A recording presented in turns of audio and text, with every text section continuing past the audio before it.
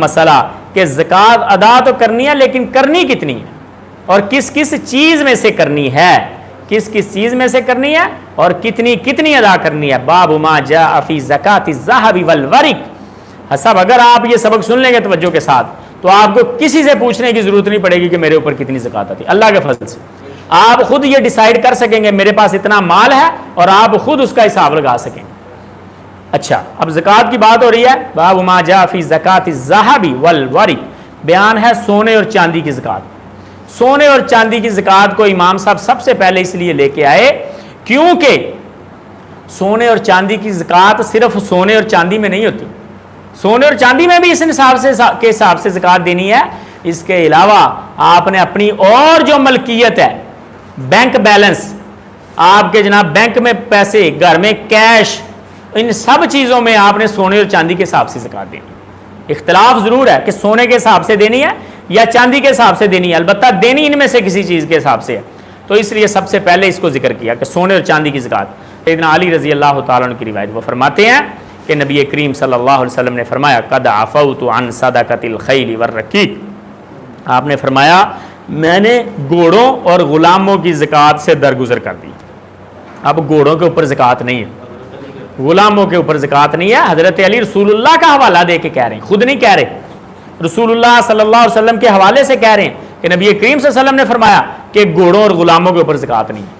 اب غلاموں کے اوپر آئیں گے آپ کے خادم، یا جدید دور میں اگر آپ نے روبوٹ رکھے ہیں گھر میں، وہ جتنی بھی ملکیت کے ہوں، آپ کے معاملات کو چلانے کے لیے، یا کمپنی میں آپ نے روبوٹ رکھے ہیں، تو ان کے اوپر کوئی زکوٰۃ نہیں آئے گی، وہ آپ کے خادم ہیں، ٹھیک ہے۔ اور گھوڑوں کے اندر جدید دور میں آپ کی گاڑیاں، موٹر سائیکلیں آپ نے جتنی بھی رکھی ہیں استعمال کے لیے، آپ کے پاس 10 گاڑیاں بھی ہیں تو کوئی زکوٰۃ نہیں، چاہے ایک گاڑی آپ مہینے میں ایک بار یوز کرتے ہیں، آپ کے اوپر کوئی زکوٰۃ نہیں۔ سمجھ میں آ گئی بات؟ گھوڑوں کے اوپر اور غلاموں کے اوپر زکوٰۃ نہیں ہے، یہ کنفرم ہو گیا مسئلہ۔ اب آگے فہاتوا صدقۃ الرقہ، نبی کریم صلی اللہ علیہ وسلم نے فرمایا البتہ چاندی کی زکوٰۃ لے کے آؤ، ٹھیک ہے، سکوں کی زکوٰۃ لے کے آؤ، کتنی؟ من کل 40 درہما، درہما ہر 40 درہم میں سے ایک درہم، ولیس فی 90 و 100 شیء، اور 199 میں کچھ نہیں ہے۔ 199 درہم اگر کسی کے پاس ہیں تو اس کے اوپر زکوٰۃ نہیں لگے گی، لگنی کب شروع ہوگی؟ 200 کو ٹچ کرنے کے بعد، اور ہوگی کس حساب سے؟ ہر 40 میں سے ایک۔ 200 درہم سے کم ہے تو اس میں سے زکوٰۃ نہیں ہے، ٹھیک ہے۔ ایک ہوتا ہے نصاب، نصاب کہتے ہیں اس فگر کو جس کو ٹچ کرنے کے بعد زکوٰۃ واجب ہوتی ہے، اس کو کہتے ہیں نصاب، ٹھیک ہے، وہ فگر۔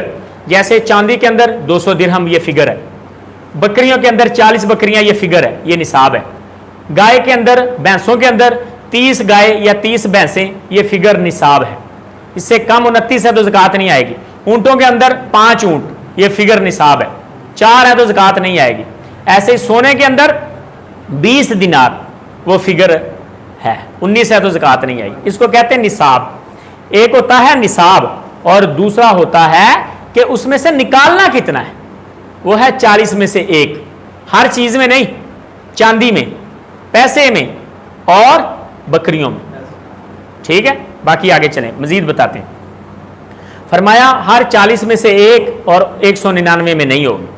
فَإِذَا بَلَغَتْ 200 فَفِيهَا 5 دراہم، جب 200 کو ٹچ کر جائے تو پھر 200 میں 5 درہم آئیں گے، یعنی 40 میں سے ایک بٹا 40، 100 میں سے کتنے بنے؟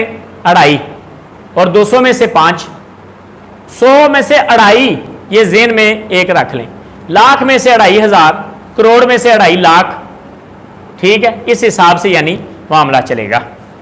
اب اس مسئلے میں سیدنا ابو بکر کی روایت، عمر بن حزم کی روایت اور سفیان ثوری اور کئی اور سے روایات آئی ہیں۔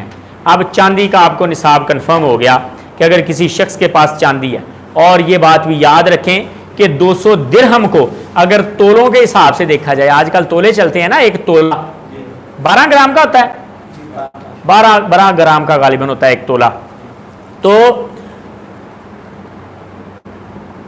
200 درہم کے اندر 52.5 تولے آتے ہیں، 200 درہم کے اندر 52.5 تولے، 52.5 تولے اگر کسی شخص کے پاس چاندی موجود ہے تو وہ صاحب نصاب بن گیا. اب وہ اس میں سے کیا دے گا؟ زکوٰۃ دے گا. کتنی دے گا؟ 1/40 کے حساب سے. 52.5 میں سے 1 تولہ اور اس کے اوپر آپ حساب لگا لیں کہ 1/4، 1 تولے کا چوتھا حصہ، 1.25 تولہ، یعنی 1.25 تولہ اس میں سے نکالے گا. اس کے